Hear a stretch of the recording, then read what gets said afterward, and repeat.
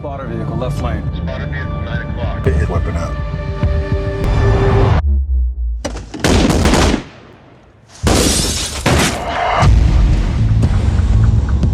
That would be a major mistake. Welcome to Fanboy and a Snob. I'm Chad, and that's Chris. And today we watch Sicario, starring Emily Blunt, Benicio del Toro, and Josh Brolin. Directed by Dennis Villeneuve. It's French, right? Yeah. French Canadian, probably. Yeah. But why'd we watch this movie? Because we watched two of Taylor Sheridan's movies. We watched Hell or High Water, and we watched Wind River. I was like, fuck it, let's watch Sicario. What's your favorite out of the three? This one. What's your second favorite? Hell or High Water. I kind of really like Wind River. Only because you like that girl. I can see her butt.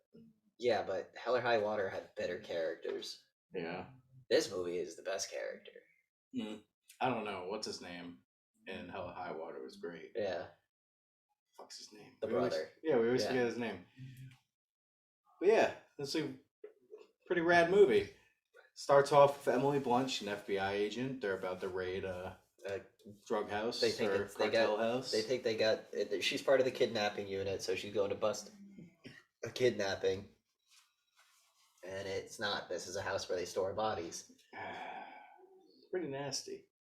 Pretty much they break in, shoot everybody, and they're like, why are we here? And all of a sudden, her partner comes and looks in the wall where the buckshot went from how she almost got shot. That's the worst way to explain that. So the movie starts out, they're busting a drug house or a kidnapping house. So they just pretty much back the fucking truck into the house, bust in, guys there, shoot him. Emily Blunt goes in another room, gets shot with a shotgun. She dodges, falls to the ground, lights him up. Then her partner comes in to check on her and notices the hole in the wall.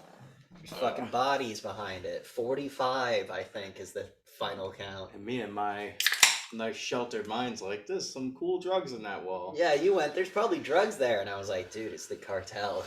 And then you went, well, why wouldn't they just fucking dip him in acid like Jesse Pinkman? And I was like, cuz, dude, the cartel's all about making fucking statements. The whole thing just shows like, and I sounds like they're just a bunch of tryhards. Serious, but guess what? It's working. Yeah. They're trying the hardest, and it's working. I think the cartel's probably one of the most dangerous They're groups. right there with ISIS. That's why they're smarter, I feel like, than there's ISIS. A fun debate on the internet who would win in a gunfight: 2009 ISIS versus modern day cartel. But now, who has the numbers though? Well, that was the thing. Back when ISIS was running things, they had the numbers. Yeah, but they're building their numbers up now with Afghanistan. And all the weapons we're selling to Ukraine or giving to Ukraine that Ukraine's selling to them. So they have like Javelin anti-tank weapon systems now. So like ISIS now versus cartels now. ISIS may not have the numbers, but they get the tech. Yeah. It'd be like the IRA. Oh, that's the fight we want. The IRA versus ISIS versus the cartels. Who wins? My money's on the IRA. They got Ireland its freedom. Or Upper Ireland. But anyway, yeah, but after that, everything gets settled. They're having all the investigations. They're doing the investigations, and a room full of guys in suits call, I keep forgetting her name, Emily Blunt, into a room. See, her name was Kate in the movie, and I keep wanting to say Kate Mara, but that's not who, it's Emily Blunt, you know? So she gets called in the room. They basically debrief her and tell her like, we need you to volunteer for this mission because we're gonna go after this guy. In the keeping her as like out of the loop as possible. Yeah. We gotta go get this guy. He's the number one in this cartel. He lives in El Paso region. And she brought a partner along because they both thought they were gonna be. And they're like, we don't want your partner. We just want you. Yeah. So she says, fine, whatever. And she goes to this Air Force base. Because at this point, she doesn't think she's going to Mexico. She thinks she's going to El Paso. El Paso region, yeah. About El Paso. Josh Brolin's character is great. He's dressed in a t-shirt. He's got an open shirt. Sandals. Cargo shorts. And he's just kind of like chilling. Like when they get on the fucking private jet at the Air Force base, he just goes and sleeps on the couch. She's like, food? And he's like, yeah, over there or whatever. Some peanuts over there. And then Bellissimo del Toro gets on. And she goes, "Hi, my name's Kate, whatever." And he goes, "Okay." Shakes her hand and then sits down. Fucking wakes up from a nightmare. Oh, yeah, his hand's twitching and then wakes up. And she's like, "Jesus Christ." I do not want to be him. Yeah. Oh, Christ. Yeah. They obviously did what they did in front of him. That's why he's so fucked up. Yeah. So he says at first he's working with the DOJ as a consultant. Then he says he's on loan from Colombia. Then he says he's working with Mexico. So like you never really know what he's doing through the movie. Yeah, till the end. They do that cool debriefing. Yeah. Or the cool briefing where they have like Delta Force, Texas Rangers, local law enforcement, and the boys who put this all together. They don't let you know that they're CIA, but it's incredibly obvious. Texas Rangers like, "You sober?" "I will be by the time we get there." I got a bottle in the trunk for you. Stay with our hands. I got a bottle in the trunk in case you get shaky. So they take like 5 SUVs loaded with Delta Force, Texas Rangers, FBI, fucking. As soon as you go over the border, you see all the police. The federales. Mexico police just. But here was the thing: they said anyone in this room anyone that you don't recognize could be a potential target. You know, everyone in this room has your back. Do not shoot anyone in this room. Shoot anyone that's not in this room. Key sentence for the movie. Key sentence, yeah, for the entire movie. Don't like if you're talking to them and they're like, "Don't worry, I got your back," they probably don't have your back. Yeah. So yeah, they cross the Bridge of Americas into Mexico, which by the way, the bridge into Mexico, empty. And then 4 federales fucking. It's like the Trevor Morski we were talking about earlier. He's like, "We got right in." Yeah. It's 4 federales in the front, trucks with like LMGs and like a guy hanging out the side, and then 4 in the back, and they lead them through Juarez. And what does the guy with glasses say? "You know, President Taft came to Juarez once to meet with the president of Mexico. 4,000 troops. 4,000 troops, and there still was an attempt on his life. You think he felt safe? You feel safe?" And he's just like... I was kind of bummed he wasn't in the movie more. He was a great character. Yeah. Just that... just very calmly, like, "I have killed before, do not make a move." So the point of them going there was to get the extraction of the guy. They arrested the number 2 of the cartel, and he was in a Mexican prison, and the Americans wanted to extradite him. So they send in their toughest Delta Force, the CIA, like they send in their baddest guys, and she's like freaking out, and Bellissimo goes, "It's not going to happen here. It's going to happen when we cross back to the United States on the bridge." Yeah. Which they wind up going to the bridge. It's pretty sweet though. The whole time they're driving to the bridge, they see like down the alleys and everything. Oh, there's a pace car. Police cars going, following them and stuff. The motorcycle. Who's that? We don't know. Lone Wolf. Lone Wolf. Watch him, and you see the guy with glasses adjust his aim. Yeah. So they have eyes everywhere. Yeah. Watch the roofs. Watch the roofs. And that's why I'm saying the cartel's scary, dude. They're like ISIS. I feel like they're smarter than ISIS because they take the control of the government and that's they what use ISIS them. did. That's exactly what Al Qaeda did. Yeah. The problem is they're selling cocaine, they're selling heroin. Yeah. What do you think the government thought they could make more money off of? Oh no, opioid crisis. You know.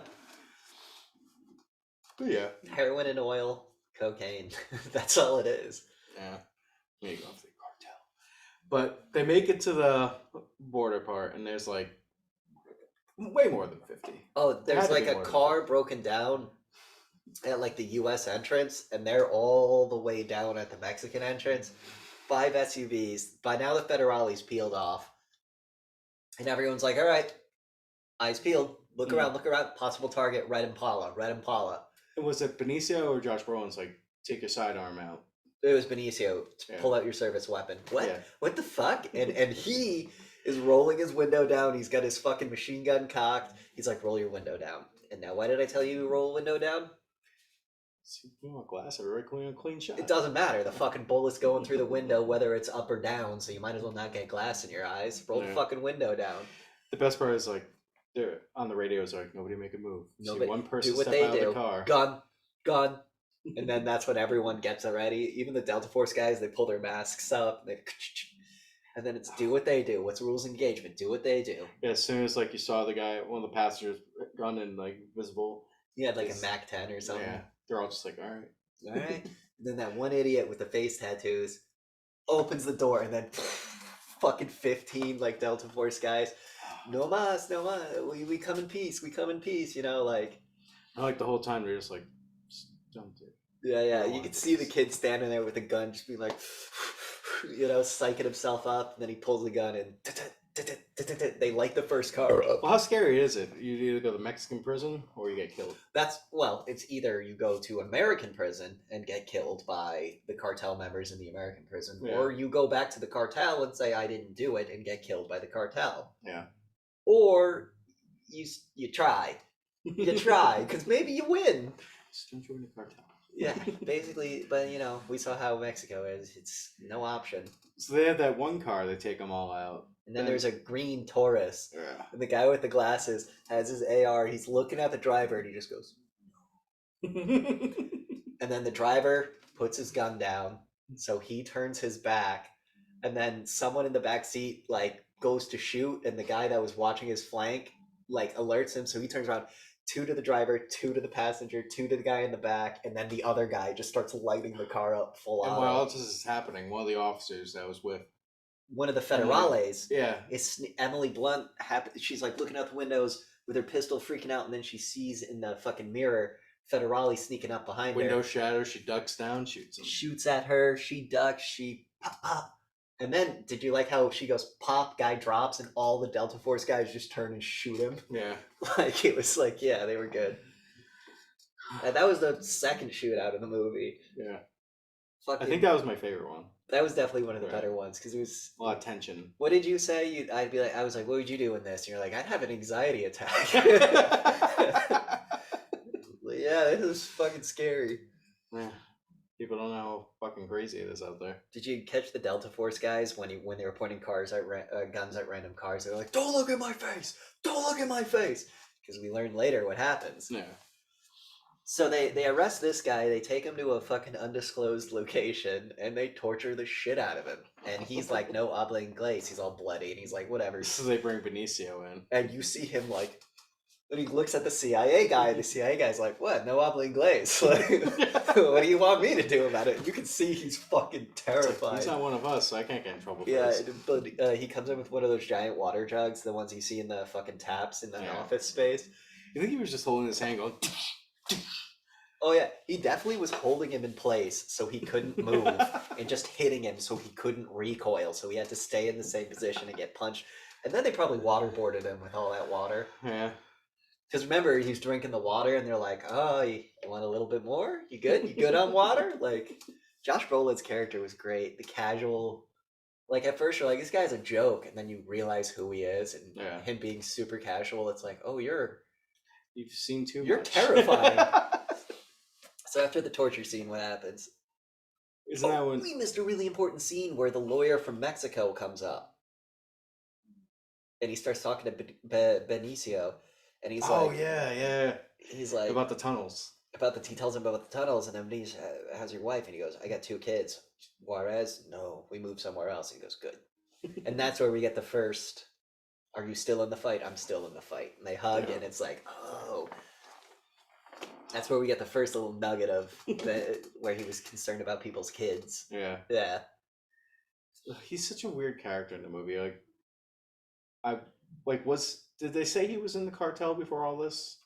Or was he just a guy who got caught? He was a prosecutor. Yeah. Who was going after the cartel. All right. Now he's just like, fuck it. What else? Now he's like, "I'll be an asset.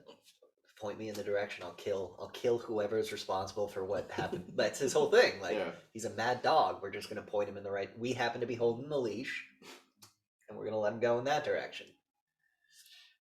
So is this the point where...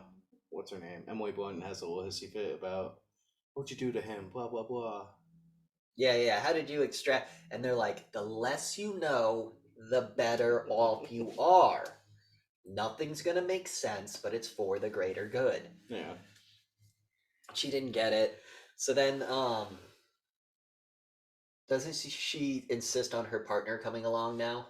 Yeah, this is the point where she pretty much probably thinking She's I like, need personal backup. I'll walk unless so-and-so shows up. Yeah, so this is where they show the scene where they have all the immigrants with the buses and everything. They pull them all over, right? Was that the bus scene? This is after. No, we're talking about the bank scene now. Oh, shit. Yeah, because now that they got the number 2 guy in jail, right? Yeah. They're going to go after the number 1 guy's money. So they're surveilling the bank, looking at the cameras and everything. Looking for, seeing the mule girl go in. Bring in $9,999 because $10,000 has to be reported to the government. Yeah. So they get her when she comes out of the bank, and she's got fucking so much cash on her. Yeah, they can find the SUV she's in with the guy. They pull the guy over, find the bag. Fucking wads of money just fall out. And she demands to go into the bank and investigate. And Josh Brolin's like, don't go into the bank. And she's going into the bank. Next scene, camera zooming in on her face. Then it cuts to her and her partner in the hotel they're staying in, because now the partner's a part of it because he was he was FBI that helped in this case. Yeah. And she was like, he's now a part of this. So now he's a part of it. They're in their thing, and he's like, let's go get a drink. Let's go to a cowboy bar. So they go to a fucking cowboy bar, and who do they meet? Fucking Shane. And he wants to ask them something. Remember? Imagine if they made it so the friend was in Rick, on it. let me ask you something, Rick. I like him. I know, I like him. He's a great actor. It's just funny that he plays the same character. Imagine if the friend was in on it the whole time, though. That would be too much, because he was only on the job for 18 months out of law school. He was kind of a dweeb. Yeah, that was the point. Yeah. Fucking lawyers. See, he was supposed to portray like we do it by the books. We get results by doing it by the books. And then Josh Brolin's character is like, results by any means. Yeah. We're going to, how did he say? What's the point of this mission? We're going to overreact we're going to dramatically overreact. Yeah. That was probably the best line in the movie. Which is, we're going to go in there and kill everybody. Which is what they did. Well, come on. You're fighting bad people. Yeah, you gotta fight fire with fire when it comes to shit like that. So no kids are involved. Which kids were involved, which is why it became personal. Yeah, just like the boys. It was not personal. It was for me. But pretty much in the bar scene, Shane's smitten with Emily Blunt. And they're really getting along, and they're kissing and they're dancing, and she takes Shane back to her apartment. The money that was dropped on the ground was tied up in with like a Livestrong bracelet. Yeah. Remember those rubber Livestrong bracelets? Yeah. And Shane pulls his keys and his wallet out and his phone, and he puts them on it, and they're making out, and then she looks over and notices the same goddamn bracelet. So she gets up and starts having a fucking panic attack. Yeah. And he picks up on it. He's like, fuck. So she grabs her gun. Tries to shoot him. He wrestles the gun out of her hands and starts choking her on the floor. Like, not to be sexist, but I am glad they showed the power difference between men and women. Shane's a big fucking dude. Yeah, and he wasn't even, like, trying to hit her or anything. He just grabbed her and was like, I'm bigger than you. And when he was choking her, like, he was gonna kill her. But he was like, this isn't how it was supposed to happen. I was just getting information. Yeah, just stop. Just stop. Please stop. And the whole time I'm like, fucking gouge his eyes out. And she's doing the woman thing where she's, like, panicking. And I get it, but it's like... It's also about reach, though. His arms are probably longer than hers. My dad was like, if you're getting choked to death, just punch them in the throat. You hit them in the throat and they'll instantly seize up. Or you go for their eyes. Like, you do things that make people, and then he pulled his hand off his face, and then you can escape. Always go for the balls. Balls, too. Straight up. If he's standing up, just kick him in the balls, punch him in the throat. Always gonna paralyze a man. That's what my dad told me. My dad was like, I won every fist fight by just starting with a ball kick. But fucking... She's getting choked, and who walks in? Yeah, like, as her vision is going black, you see a shadowy figure above her. And you see the gun go. And then it cuts to police and he whistles, and he's just got a gun to Shane's head. Shane's like, oh, Christ. And then it cuts to Shane in the back of a police cruiser, covered in blood and bruises. Because he's like, if you keep hitting me, I can't fucking answer. And then Josh Brolin says another great line. You know what's great about you being all beat up like that? No one will notice a few more scratches. The bit grabs him by the fucking eyebrow and starts yanking on it. The best was when he just Wet Willied him. But it was like a mean Wet Willy. It wasn't just like the nail get in there. It was like digging into it, like trying to put your finger in their brain. But pretty much all this was being like, you have kids, you have a wife, we'll take care of them. Check it out. You want your kid to go into a witness protection program? Work with us. Don't work with us? Maybe your ex-wife's address gets leaked on the internet. You know, like, this is your moment. You can go to an American prison and work for 40 years, or you can go to a Mexican kill house. Your choice. So obviously, Shane does the right thing and fucking it's just like, yep, here's all the details. But now the money's been fucked with. And this was the plan all along. Because it turns out the number 3 guy that no one ever heard of is actually the number 1 guy. And they were trying to fuck with what everyone thought was the number 1 guy, so eventually he would get called back to Mexico. And this is where we figure out about the tunnel with the illegal immigrants on the bus. So Benicio's going up to all of them being like, let me see your hands, obviously. No tattoos, yeah. Like, are you a worker or are you a cartel? You can tell. He's like interviewing all of them, but then Emily Blunt's friend is like, you know what, fuck this. Calls them over. I need to know answers. And she's like, there's no point. They're not going to tell you anything. And he's like, well, fuck it. I'm going to get answers anyway. So he calls Brolin and they go into a corner. They got the answers, though. Tells them the mission. He goes,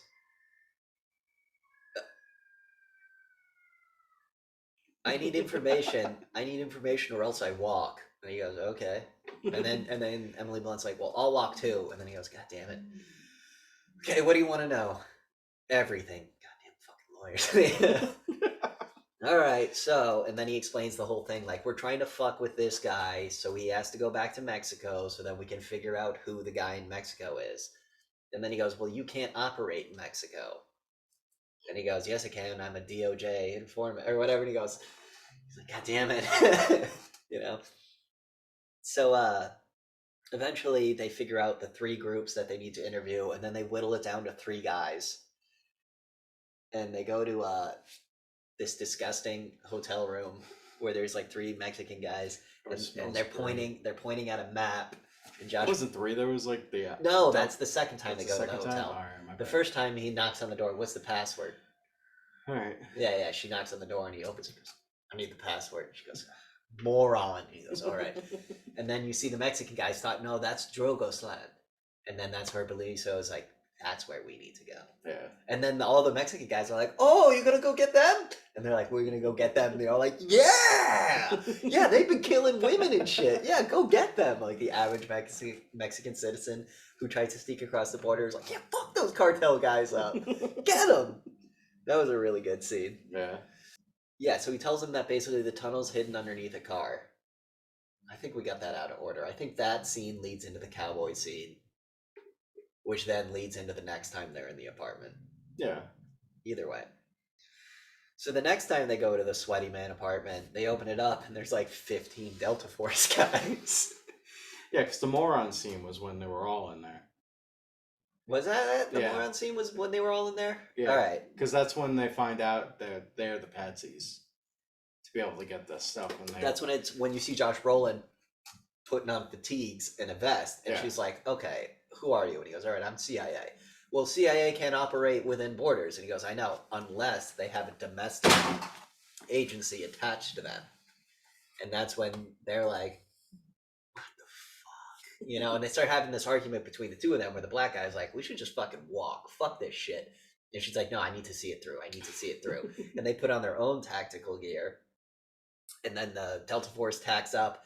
And the idea is to go in there and create a very loud, very violent diversion. So basically they're going to go into the cartel's tunnel system and just start killing people. I kind of take it back. I think this might have been a cool shootout in the movie. The tunnel one? This was sick. They had like the goggles on. What were they all? NVG was the green night vision goggles. Yeah. And then infrared vision goggles, which was the white. I want that so bad. Do you see why, like, it's like, sure, we didn't conquer Afghanistan, but every gunfight we won? It's because we have got, the only time they ever won is because when we didn't see it coming. Well, the problem is we follow the rules where these people don't. But our rules are, hey, I can see everything at night perfectly clear, and there's a drone that's gonna bomb you, and my gun is the most advanced thing in the world, you know? Like, it's fair. It's like it's the revolutionaries fighting the redcoats. Like, they were fighting with, like, black powder muskets hiding in the woods, and they're fighting with the most modern military equipment. Yeah. I don't know, man. It's all fucked. It's all fucked. But they were going through the tunnels. So the scene of just guys slitting people's throat. Well, first they show you the tunnel, the way it's in Emily Blunt's point of view, so you're seeing it, and then you hear like the stuff going on, and you see the guy with the knife. You see it before any of the night vision or infrared is, and it's just pitch black, and all you can hear is sounds of people struggling, and then sounds of people gurgling. Then they turn on the night vision, and you just see bodies with their throats slit. Then it cuts to IR, and you see a guy with a rifle in one hand and the knife in another, slowly walking through. And you're like, that dude just slit 3 people's throats. How do you mean that badass? Dude, what about the scene where they're the one guy's just laying in the tunnel, just and then he just goes full auto, and the other guy's crouching above him. So basically, Delta Force is there to just kill cartel people, and they get into a shootout. And they win with overwhelming force and extreme prejudice. Emily Blunt and her partner are going, and Emily Blunt's gun gets shot. And her partner lights the guy out that shot her. He's like, just leave it. Leave it, watch my 6. And he goes down one tunnel. She happens to look right and see Josh Brolin going down a different tunnel, and she decides to follow. Is it Benicio or? It was Benicio and Brolin. Yeah.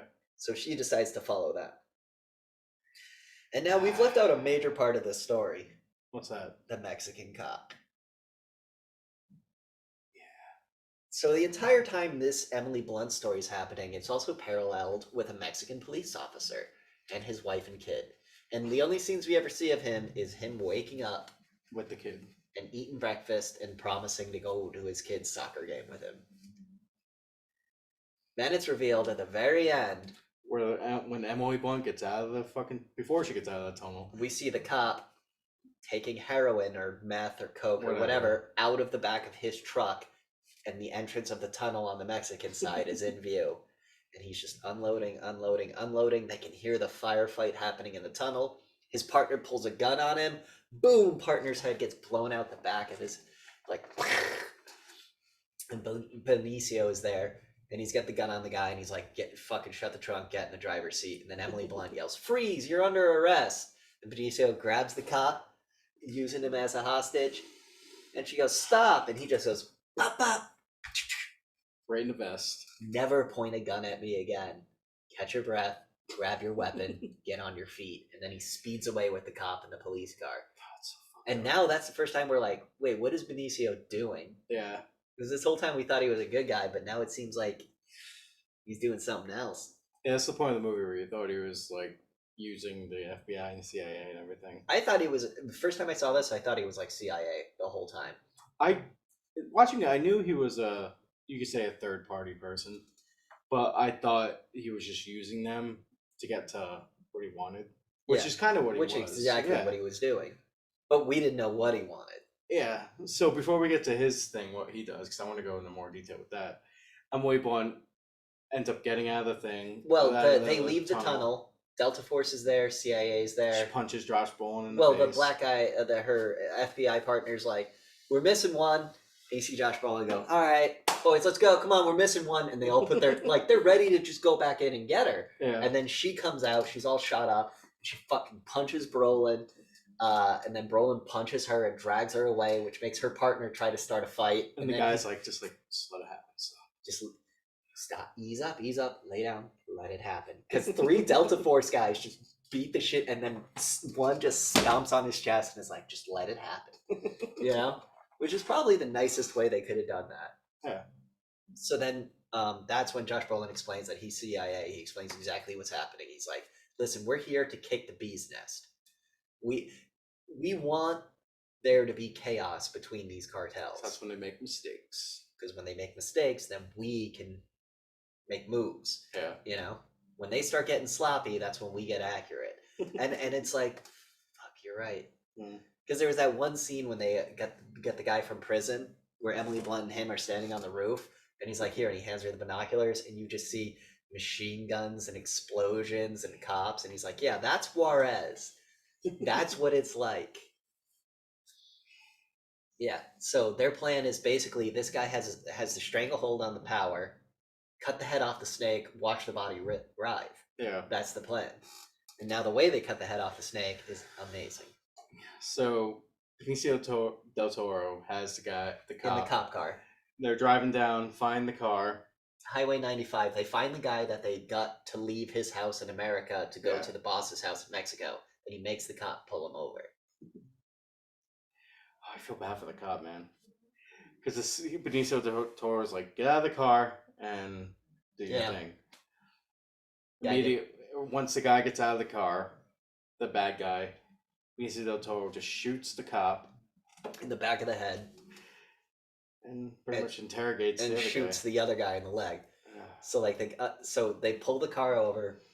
He's talking to them, get out of the car, throw your pistol, put your hands up. Then the cop gets out of the car and approaches him. The cop looks scared. The guy's like, "Whoa," and then boom, dead. And then he shoots the other guy. Do you know who I am? I'm a Jefe. And he goes, no, you're not. No, you're not. Bring us to the real Jefe. You're gonna take me to the real Jefe. Get in the driver's seat. I'm gonna sit in the back seat. And then as they're driving there, so what'll happen? Well, you'll stop the car and I'll get out. What happens to me? You'll stop the car. Then we see him later with his throat slit and Benicio just shoots those three guys. After all that, Benicio del Toro, you see him walking up to this family eating dinner. Well, he's going through this house. Remember the guy that turns the corner on him and he just once in the leg? Yeah, he kills all them, but then he just... doesn't kill the kitchen staff. Yeah, because they're nice. They're innocents. Then he walks up to this family having dinner. And he walks up with a gun. Do your kids speak English? No? Okay, from now on we're going to use English. Then he pulls a chair and he sits down. And he's got the gun just very casually on the table. And he's just like, eat your dinner. The wife's freaking out. The kids don't know what to do. She obviously probably speaks English. Yeah. And he basically explains to him, like, I'm going to kill you. And then the guy's like, listen. Because the guy knew who he was. He knew everything that happened. He's like, so at this point it's been revealed that the way Benicio del Toro got into this is he was a prosecutor in Juarez who tried to prosecute this man. And this man chopped his wife's head off and threw his daughter into a vat of acid. So the guy basically goes, it wasn't personal. And then Benicio goes, for me it was. Time to meet God. No, but then the guy's like, not in front of the kids. Oh, yeah. He doesn't want him to kill him in front of the kids. But the camera doesn't even move away. It just keeps on Benicio. And you hear 3 shots going. Well, you see, he has it very casual, and he just goes, without ever breaking eye contact, kills the 2 kids, kills the wife. Then you see the guy sitting there, and he goes, doesn't he say something like, every night you order the death of families? Every night you order the death of families, and yet here you are eating dinner with yours. Yeah. And you see the guy like finally realize what he's done to people because his wife and kids are dead. And then Benicio shoots him once and then gets up and then shoots it like the very angry like double tap. He has revenge. Yeah. Are you mad? Nah, he deserved that. Yeah.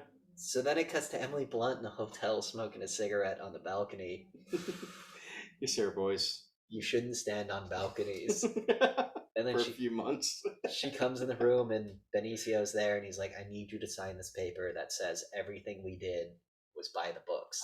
And she's like, I'm not going to sign it. So Benicio puts a gun up to her chin. And he goes, that would be suicide. Thus implying, if you don't do it, I'll kill you and make it look like a suicide. Yeah. So she signs the paper. He leaves.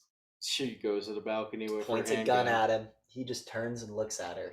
He's probably like, whatever. Yeah, basically. I got my revenge. And then she cries and puts the gun down. And the movie ends. What are your thoughts on this bullshit? We kept saying, what was the one thing we kept repeating through the movie? Dude, we should invade Mexico. That's what we kept saying. It was like, dude, fuck the Middle East. We need to fix Mexico. It's just as corrupt. I think we could do it easier, though. I feel like the Mexican people would be so happy if we made it a little America. Because they're all trying to come up here to America. Yeah. What if we turn... The problem is the government and the police are all controlled by the cartel. Well, government and police were all controlled by Al-Qaeda. Yeah. Problem is, Mexico, little bit more organized, little bit more advanced, not as ruthless. You don't see any Mexican suicide bombings. Yeah, because they don't. They don't have. They pray to the almighty dollar, not to Allah. Yeah, they don't put themselves up to that kind of brutality. It's not brutality; it's faith. Yeah. Which, like, they're willing to blow themselves up for God. They're willing to decapitate children for money. So it's like, yeah, but Al Qaeda don't decapitates children for God. Yeah, They do it for money. well, who's the stronger God? I mean, we don't get to see what's in the Pope's ledger. Yeah, That should tell you everything you need to know.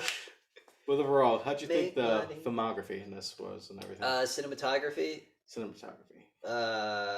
Boilerplate. Really interesting. I like the IR NVG scenes. Lot of panoramic landscape shots, but You fucking chewed up the scenery. You're filming in Texas, bro. Yeah.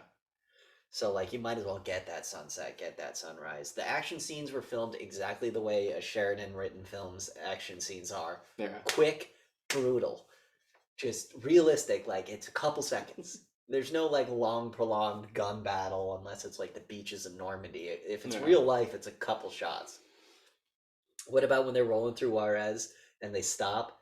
They're like, you hear that? Those aren't firecrackers. Because it's like, brah, brah, bah, bah, bah, bah. Then a pause, then more gunfight, and it's like, Jesus Christ. Oh, what about the soccer game at the end? The kid's about to kick a goal in and it gets interrupted by machine gun fire. Yeah. Everyone just looks. I think he got the atmosphere perfectly for like the scenes that were in the territories and everything. He got the way he did the kid and his mom in Mexico, the Juarez family. Yeah. I'm pretty sure that's exactly what it's like. You're playing on a shitty soccer field with just people who are trying to get by, and oh god, gunfire interrupted our soccer game. Yeah. It's like living in Chicago or something, or Baltimore. Nolans, Gary, Indiana. Hopefully, there's no United States that bad where you just get binoculars and see explosions and stuff. You've never been to Chicago. We've been to O'Hare, but you haven't been to Chicago. I told you that fucking 500-foot strip I walked. I saw a pimp beating his prostitute, two guys pointing guns at each other, and that was just from the bar to the ATM, back to the bar. It was scary. Who do you think your best character was in this movie? Josh Brolin. Josh Brolin? I like Benicio because he came off as so nice. Like, even during the whole thing, he was the most caring person to Emily Blunt's character. You remind me of my daughter. Yeah, and at the end, he could have killed her.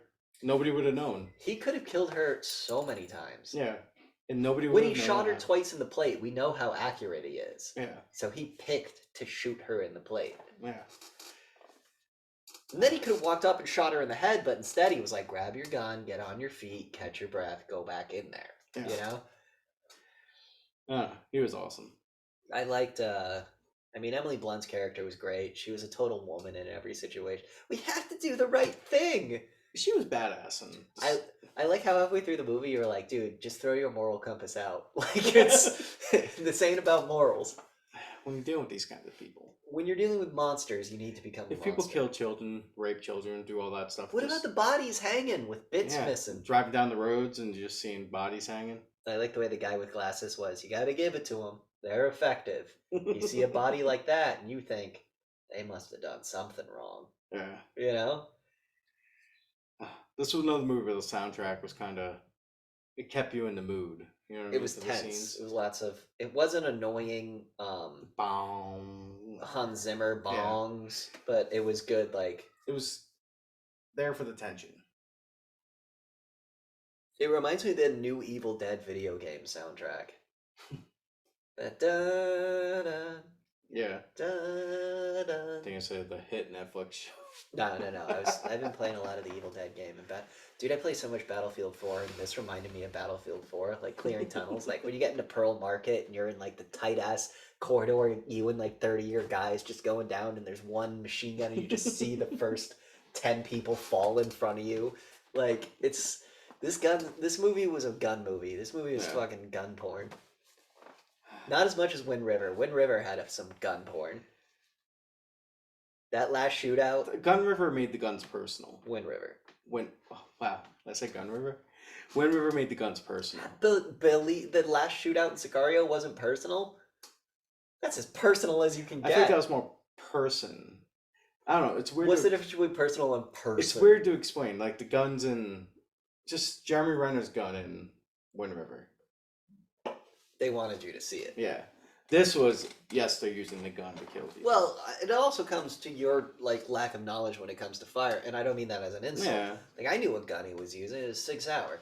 Like I knew all the M4, A10. You know, like I knew what I was looking at. You know. Yeah. You not knowing what you're looking at, you're just like, oh, that's a basic machine gun, basic pistol, right? Like, and there's nothing wrong with that. Yeah. I mean, I was raised by a gun enthusiast, so. Yeah. But overall, it was a great movie. Great movie. I think it's the best of the three. I mean, Hell or High Water, best character. This is best plot. Wind River might have best shootout. I'd probably give it a 4.25. Out of 5? Maybe 4.5. I give this a 5 out of 5, honestly. 5 out of 5? If